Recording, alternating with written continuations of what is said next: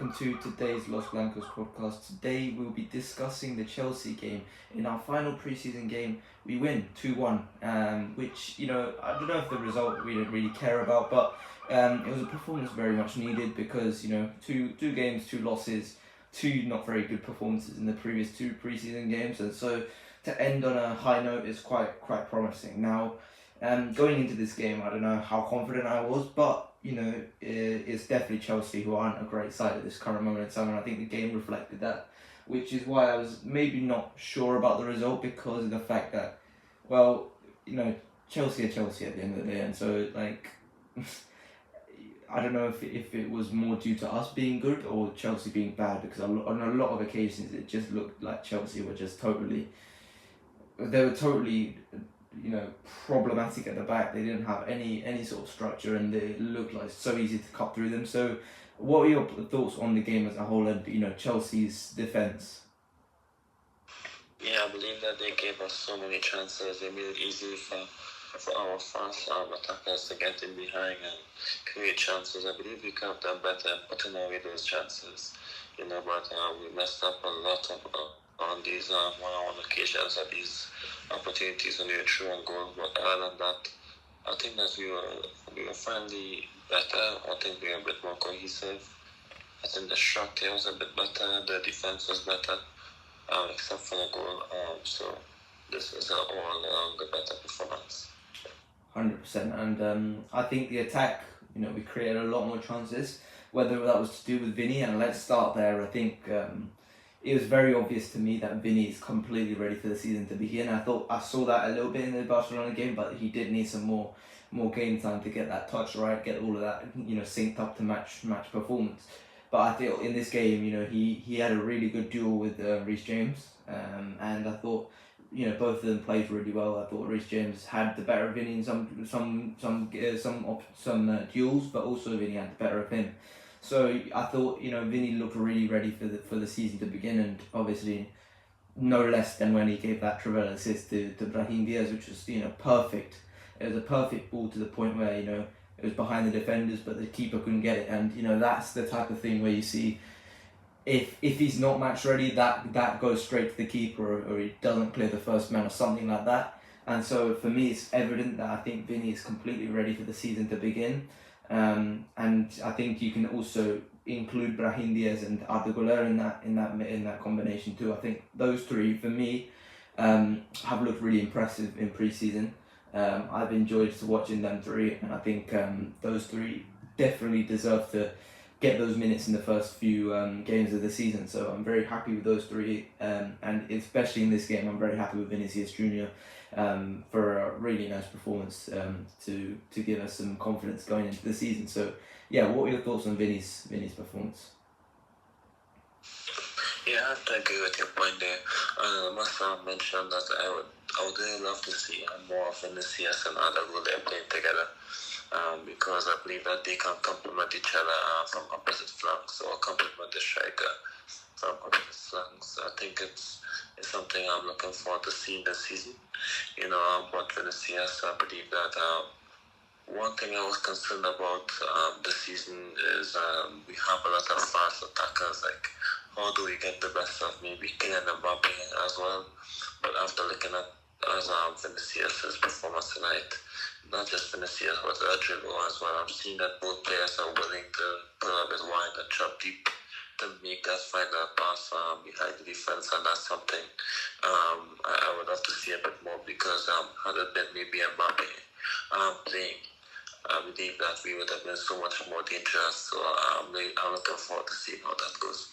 Yeah, 100%. And obviously Mbappe's first game back is going to be the Super Cup final. I think it's going to be an interesting one, because I think Ancelotti views it as Toni Kroos goes out and then Mbappe goes in. I think that's what he views it as, and I think it's very evident so far that we are probably going to go for a 4-3-3 system this season with Ancelotti at the helm. So I think it'll be quite interesting to see what we do. But I think it's quite obvious, in my opinion, that Ancelotti's going to try and start with a 4-3-3, go back to what he likes to do with Real Madrid. And yeah, I think that'll be intriguing to see how Mbappe plays, because it is going to be his debut.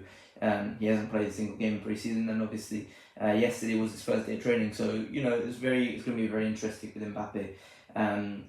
With Mbappe in the Super Cup final. But let's talk about that defense, because I think we could have done better in defense. I thought Chelsea's attacks are very weird because of the fact that I just think that all their attacks are pretty selfish. And I think that reflected a lot in these games where you could see that Chelsea could make the final pass with Madueke or Sterling, and they didn't. They tried to take it on themselves, and often we would get let off with that. So it goes back to what I was saying yesterday, where we just didn't look very switched on if there was second opportunity. If the first guy who makes the run behind and then he plays it to someone else, then we tend to switch off. Against Barcelona, I think that was quite evident. But Chelsea didn't tend to do that too much. But I still haven't. I'm yet to be convinced by the defense. I think this was a better performance from the defense. I think they did look more match ready. But I am still worried with Rudiger and Militao. There was one play in this game where Rudiger goes out and absolutely swipes at, was it Nkunku? He just completely swipes at Nkunku, misses the ball, misses the man. Nkunku makes it past and plays it to Sterling or Madueke. I think it was Madueke, and then Madueke misses, or gets ushered out. I think it was Sterling actually. He gets ushered out by Militao. So it was stuff like that where I think these two defenders haven't played together much, and Rudiger and Militao haven't played together, and they haven't got that partnership ready. I think Rudiger's very comfortable with Nacho and Alaba because he knows exactly what they're going to do, and to be frank, they complement him perfectly. So it'll be interesting to see how Rudiger and Militao mesh, because it has to work. Like there is no in between. It has to work. Like that you can't, to put it bluntly, like you can't have this fail, and I don't know who's gonna have to make that sacrifice to be more of a less aggressive defender. But for me, it obviously has to be Rudiger. I just don't see a way in which Militao takes that out of his game, because that is him as a player completely, which is gonna be quite disappointing to see Rudiger less of that front foot defending type. But I think he's going to have to take a step back in that regard, because I just don't find a way in which Militao can do that at this current moment in time. So, yeah, what are your thoughts on this Rudiger-Militao partnership going into the season? But in addition to Militao and Tony as centre back, we have no choice but to partner them. Like you said, it's definitely important that they get enough games, which they got two matches. We don't have any alternatives. Chouameni would be a choice centre back until Alaba comes back. So Chouameni has experience playing with not Militao. So I'm concerned about that as well. Of course, I don't mean to be negative, but if it's one player if it's one of them who gets injured, I would prefer it to be Militao, because Rudiger has played with Chouameni before, and I would be more comfortable with that partnership. I believe that sometimes Militao is a bit uncomfortable according to who his partner is. But I believe that once he stays focused for the entire 90 minutes, which he doesn't always stay focused and switch on, I believe that he's going to do well. But for me, the biggest concern with the defense is, of course, the numbers as well. We don't want to be in a position we have to play more than one game or more than two games without any centre backs and a makeshift backline. So for me, unless they use the given opportunity and they do really well, it's something that I'm concerned about. But like we always say, we'd have to trust Ancelotti to make something work, just like he did last season. But it is concerning. But the good news is that we have Rudiger who is fit. They got 2 games under their belt before the Super Cup, so I believe the Super Cup would be something where they can be judged on a bit more. Yeah, let's talk more about that Super Cup game, because Atalanta is obviously a tough team. They're going to be a tough challenge for us to play against, and so I'm a bit worried about what happens against Atalanta. It's obviously been announced that Gianluca Scamacca is going to be injured for that final. I believe he broke his leg or something like that. So obviously that's a big miss for Atalanta. So you're not going to have that striker threat, that big man threat in Scamacca, but you're going to have someone in Ademola Lookman who in the final, if you remember, he scored the hat trick and he was fantastic in that game. You know, totally ripped Leverkusen apart, and I think that's going to be a challenge for these guys in the defence to deal with. So I don't know what to think so far, because like I said, it has improved from the Barcelona game, but once again I'm not sure whether that's just down to Chelsea being a lot worse than Barcelona. So I'm a bit worried in that regard, but you know, there's nothing I can do, because in previous years we've had these worries as well, and you know, Real Madrid could normally tide it over in the season. But I do want to talk about one thing, because we haven't really talked about the goalkeeping situation too much in pre-season. We just gave him a little, like, Courtois played well and then Lunin played well, but I thought in this game once again Courtois and Lunin played well. But I do want to talk about Lunin, because I've thought about Lunin in these last few weeks on my own, but I do want to hear your opinion about it, because you know, there's been a lot of rumours about Lunin, whether he wants to go to Chelsea, whether he wants to go to Arsenal, but in terms of replacing Lunin, and first of all, what do you think we should do with Lunin? Because at this current moment in time, I do feel bad for him. I do think that he should try and look for a move out with the buyback. But at this moment in time, what would you do to replace Lunin? Because I look at David De Gea and I say he really should be employed right now. So what are your thoughts? What do you think we should do with Lunin? And who do you think we should replace him with if you wanted to leave? Yeah, well, I've been saying maybe for 3 years now, even before Lunin had the opportunity to play that many games last season.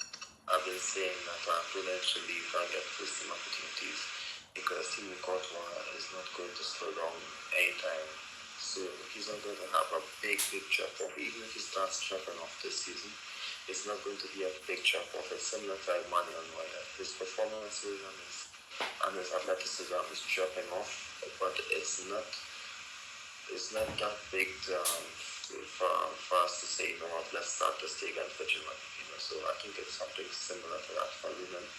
I think with Lunin now, if he doesn't get the first team opportunity now when Courtois does leave, you know, he's not going to have the experience as a number one goalkeeper to step up and be consistent.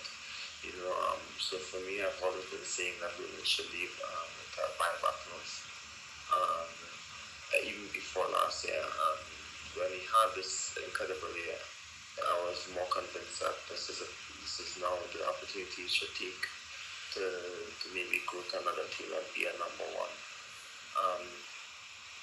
Not to Arsenal, not to Chelsea, because both teams are so picky with who they would like their goalkeepers to be. I think it's going to be a bit of a struggle for him to get minutes there. So for me, if he could stick in maybe La Liga or Italy or something, or even Germany, where he can get the minutes and be number one, I think that would be important for him. I think that he should have told the board that he wanted to leave since the start of the season.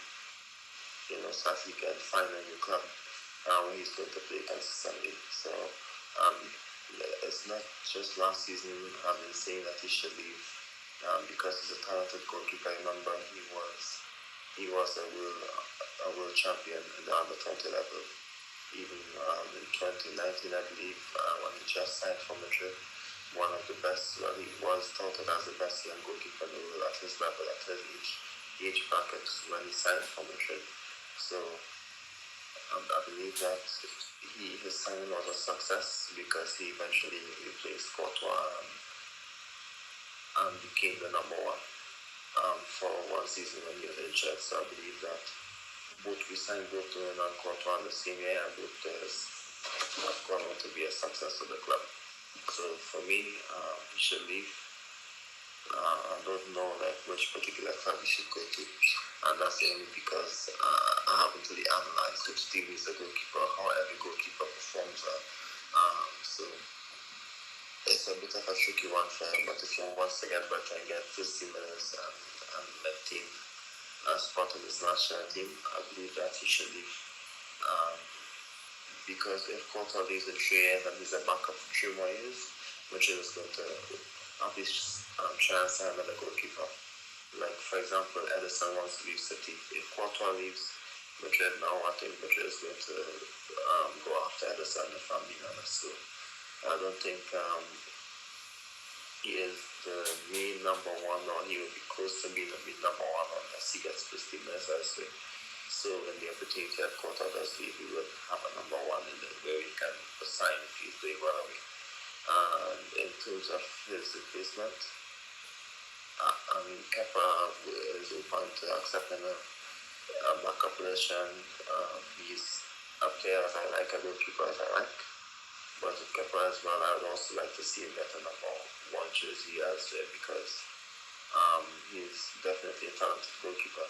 But maybe not really strong, but regardless, yeah, he'd be a perfect player I would like to see coming here because I don't think his ambitions is as high anymore as when he was a younger goalkeeper. So I would say Kepa would be someone I would like to come back. Yeah, I think Kepa's a nice player for a backup, and so I wouldn't be too uncomfortable with Kepa as the backup. But yeah, I mean, apart from that, I don't really think there's anything else to take away that we haven't already taken away from the Chelsea game. I thought Rodrigo came back and played well, but obviously it's clear that to me that I think he needs a little bit more game time. So yeah, let's give him that game time in the Super Cup final. But apart from that, Modric, Sabas finishes the pre-season off pretty well. Fran Garcia, it was alright. It was better than Barcelona game, that's for sure, but nothing too much of note. I thought he was much better at supporting the attack than in the Barcelona game. So I thought that was better from Fran Garcia. And then Lucas Vazquez scored a goal, which is always nice to see. Maybe it wasn't a great goal, but nonetheless, it's still a goal. And so Lucas Vazquez finishes off this pre-season well, in potentially a big season because Dani Carvajal ages a little bit more. He might have a few more minutes to play this season. Let's see what happens with Lucas Vazquez, but it's not like he's let us down before. So hopefully Lucas Vazquez has a big season this year. But apart from that, that probably does wrap up the pre-season for the Castilla boys as well. I don't know about Joan Martinez's contribution to the first team. For me, the pecking order is very much 1 Rudiger, 2 Militao, 3 Tchouaméni, 4 Vallejo, 5 probably Dani Carvajal, and then 6 will probably be joint with Mendy, Joan Martinez, and then Jacobo Ramon as well. So I don't think he's going to be playing that much this season, to be totally honest. I think it was a nice cameo to see what he was all about this pre-season, and it's nice to see that he can hold his own. But apart from that, I don't think it's too much to take away from Joan Martinez. Hopefully he has a good season. I believe he will be promoted to Castilla. Hopefully he has a good season. But I think that does wrap it up for today. Have you got anything else to add on this Chelsea game or on pre-season as a whole? No, not at this time. It's of course a technical and a little bit of a tricky situation on the centre backs, but I think you're pretty correct with not just the Castile centre backs, but also Nico Paz as well. I guess Martin will get minutes because Tchouaméni, there isn't exactly a Tchouaméni alternative at the end who's similar to him, so I believe that's how Martin will get minutes. But yeah, I think Goulet will play the minutes that Nico Paz would have played, and we just signed Goulet, so we don't really have an option for any of the Castilla players except for Martin at this time, unfortunately. Yeah, I think Mario Martin could be in line for a good season if he improves and shows something in training to Ancelotti. But yeah, that does wrap up for today. I hope you guys have enjoyed today's Los Blancos podcast. Please like and subscribe, and I'll see you guys later. Bye bye.